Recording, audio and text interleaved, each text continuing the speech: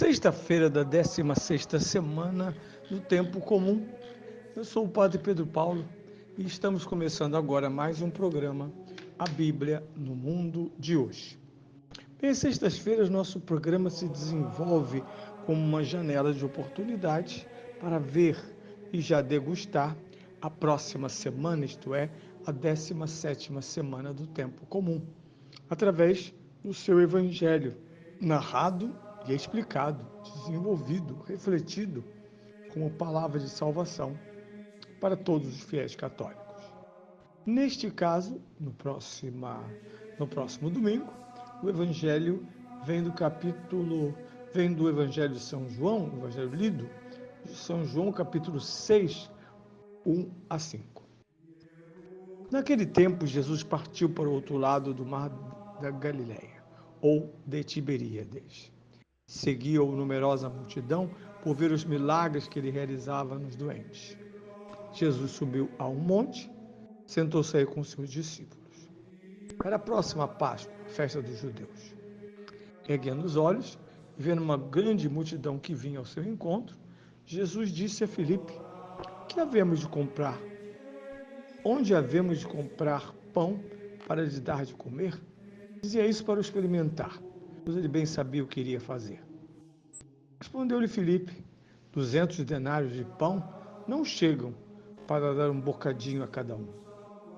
Disse-lhes um dos discípulos, André, irmão de Simão Pedro: está aqui um rapaz que tem 5 pães de cevada e 2 peixes. Mas o que é isso para tanta gente? Jesus respondeu: mandai sentar essa gente. Havia muita relva naquele lugar, e os homens sentaram-se em número de 5.000. Então Jesus tomou os pães, deu graças, distribuiu-os aos que estavam sentados, fazendo o mesmo com os peixes. E comeram quanto quiseram. Quando ficaram saciados, Jesus disse aos discípulos: recolhei os bocados que sobraram, para que nada se perca. Recolheram-nos e encheram 12 cestos com os bocados de 5 pães de cevada que sobraram aos que tinham comido. Quando viram o milagre que Jesus fizera, aqueles homens começaram a dizer: este é, na verdade, o profeta que estava por vir ao mundo. Mas Jesus, sabendo que iriam buscá-lo para o fazerem rei, retirou-se novamente, sozinho, para o monte. Bem, este, sem dúvida nenhuma, é o prólogo do grande capítulo de São João, o pão da vida.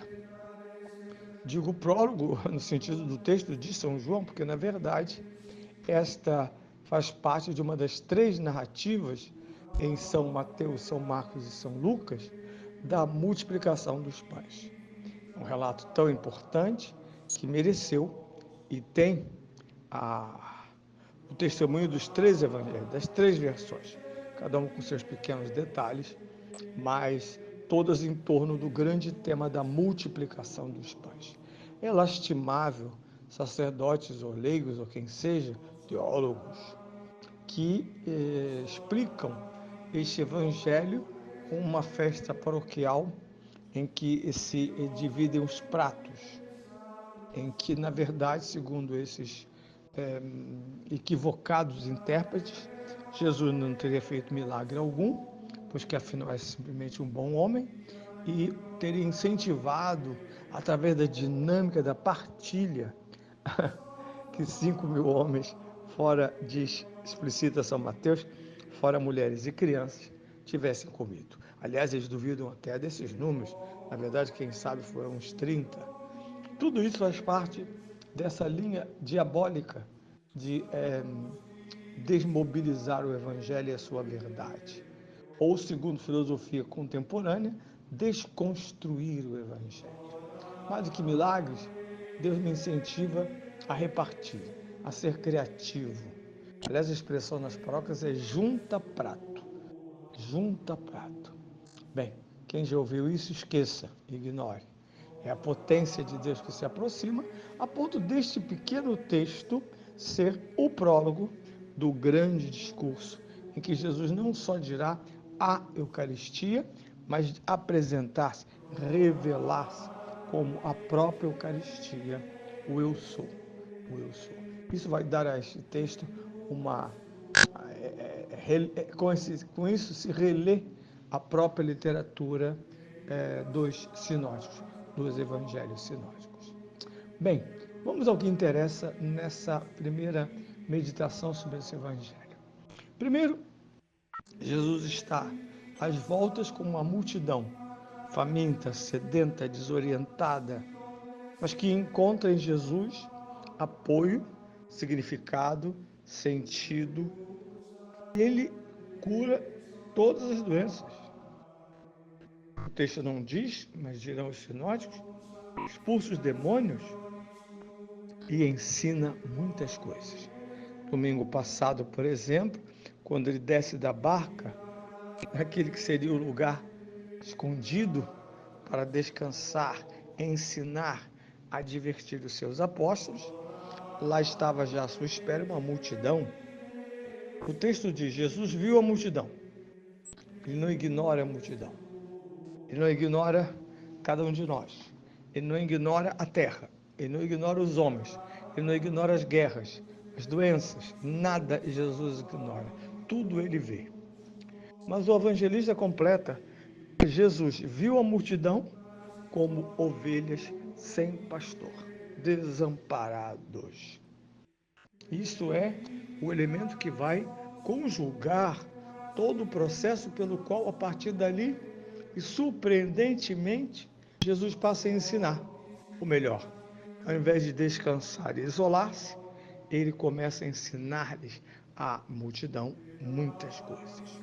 Porque, na verdade, o conhecimento de Deus, a revelação, primeiro, irá promovê-los de discípulos, de servos, amigos, como Jesus dirá no capítulo 15 deste Evangelho de São João. Segundo, vai lhes dar aptidão para viver a vida larga, abastada ou estreita e difícil sobre os olhos únicos, sob a sabedoria de Deus.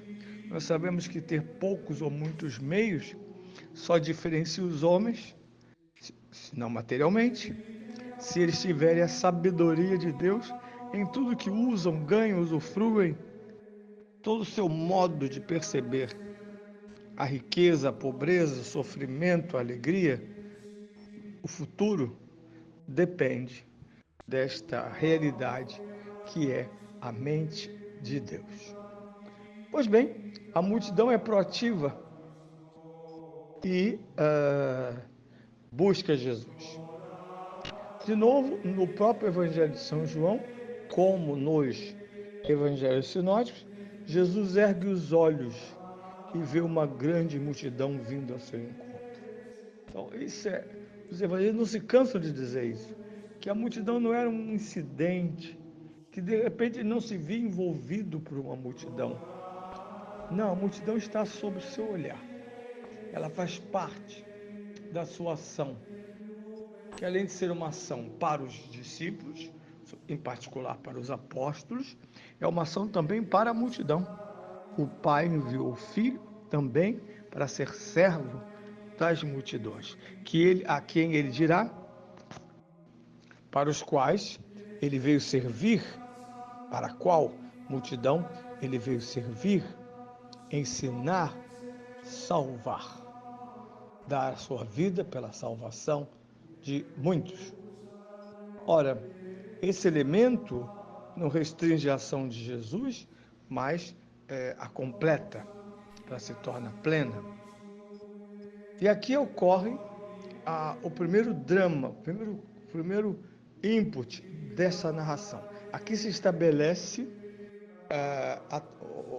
a trama, porque vendo a multidão chegar, se dirige a Filipe e insinua a Filipe que se providencie, já que estão famintos, desorientados, a alimentação daquela multidão. O pão da vida estimula os discípulos a providenciarem alimento para a multidão. São João intervém como narrador e diz: ele bem sabia o que estava fazendo ao dizer, em forma interrogativa, como compraremos pão para toda esta multidão.